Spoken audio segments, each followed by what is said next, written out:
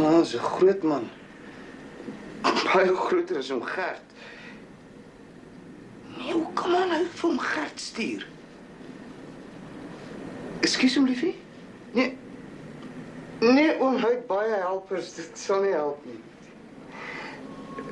Los maar, oom. Hallo? Hallo, ma?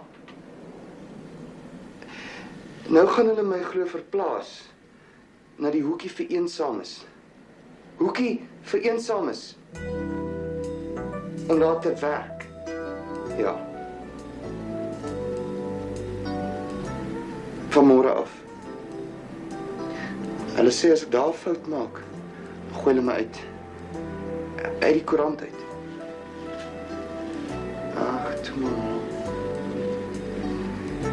Die ergste is van Koba. Maar ons gehoor van Koba. Hallo? Hallo? Ja, as sy nie verstaan het nie, moet ouma asseblief haar verduidelik. Ja.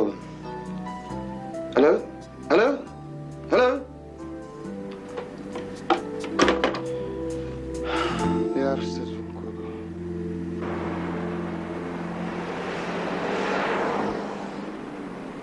Franklin! Ja, wat? Ek het jou gevra om my vriende te kom help en dan maak jy die plante weer nat. Ja, dit water nodig, man.